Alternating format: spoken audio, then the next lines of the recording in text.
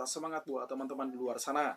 Kali ini saya coba mengangkat sebuah konsep pembahasan tentang orang cerdas dikalahkan sama orang beruntung. Namun sebelum kita lanjut pada pembahasan keberuntungan seseorang itu, kita lihat kalimat di bawah ini. Ini dia. Ini kalimat yang sangat menarik. Ya, udah? Ya baik, kita akan lihat di situ bahwa orang bodoh dikalahkan sama orang yang pintar. Nah, orang pintar itu masih bisa dikalahkan sama orang yang cerdik. Dan orang yang cerdik itu masih bisa dikalahkan sama orang yang licik. Dan orang yang licik pun masih bisa dikalahkan sama orang yang lihai. Dan orang lihai itu dikalahkan sama orang yang nekat. Dan orang yang nekat itu dikalahkan sama orang gila. Nah, ini kalimat yang sangat menarik dan luar biasa. Dari kalimat ini adalah catatan dari seorang motivator, yaitu Mario Teguh. Nah, baik teman-teman, kali ini kita akan lihat siapakah orang yang beruntung itu.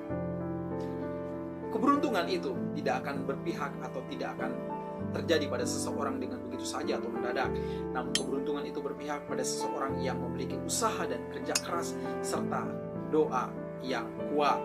Saya percaya ketika ada usaha kerja keras dan doa, pasti keberuntungan itu akan berpihak kepada seseorang, saya dan teman-teman di luar sana.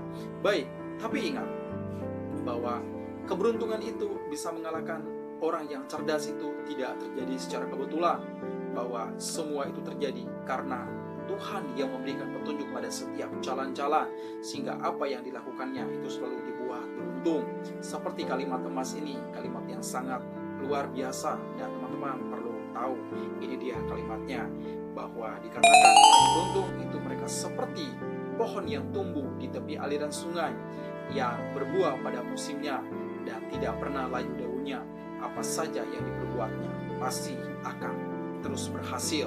Nah, jadi intinya teman-teman, di situ teman-teman kita sudah tahu jelas bahwa orang yang dikatakan beruntung adalah orang yang seperti pohon ditanam di tepi aliran sungai. Nah, itu adalah mereka yang hidup di dalam kebenaran serta melakukan kehendak dari Sang Pencipta, yaitu Sang Pemilik hidup, yaitu Tuhan penguasa tunggal dalam hidup kita. Lalu, saya percaya bahwa tidak ada sesuatu yang terjadi dalam hidup ini secara kebetulan.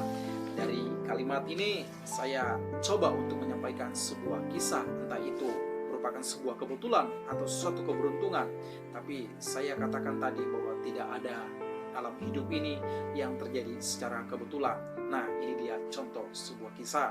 Nah, seorang atlet, seorang pelari terkenal, suatu ketika dalam satu pertandingan di Olimpiade, dia mewakili negaranya. Dan dia cukup terkenal dan tidak pernah tersaingi dan tidak pernah terkalahkan oleh pelari-pelari yang lainnya. Namun suatu ketika hampir berada di garis finish, siapa yang tahu, siapa yang menyangka lawan pelari di depan itu justru tersandung jatuh, sehingga mengakibatkan di belakang dari teman-teman pelari itu, termasuk sang pelari yang terkenal hebat itu pun ikut tersandung jatuh. Dan pada akhirnya dengan sangat menyesal, dia tidak bisa memenangkan pertandingan itu. Dan siapakah skenario di balik itu? Jika saja Tuhan tidak berkenan, maka mungkin seorang atlet itu pasti akan menjadi seorang juara. Dia cukup dikenal dan tidak diragukan lagi. Namun pada akhirnya dia tidak bisa memenangkan pertandingan itu. Sangat disayangkan. Dan skenario Tuhan memang itu tidak bisa kita duga-duga.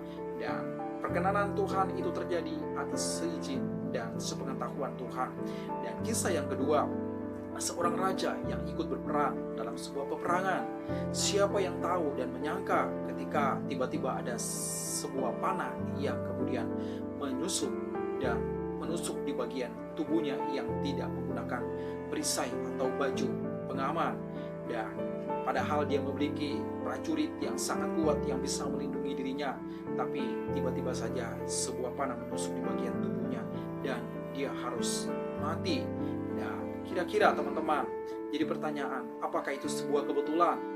Dan kalau kebetulan, kenapa dia harus mengalami kematian oleh karena sebuah panah yang menusuk bagian tubuhnya?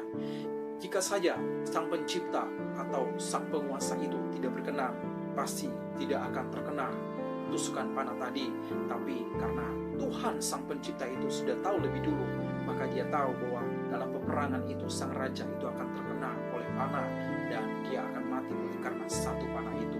Sang prajurit yang melepaskan bidikan panah itu, dia tidak pernah menyangka dan tidak pernah mengira kalau bidikan panah itu mengenai seorang raja yang jadi penguasa.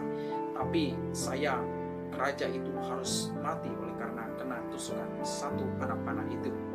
Nah, kisah yang sangat menarik, mungkin teman-teman pernah membaca dalam kitab Rut, seorang Rut, wanita janda yang ditinggalkan mati oleh sang suami, namun dengan kesetiaannya dia harus hidup dan memelihara, berjuang bersama dengan sang mertua.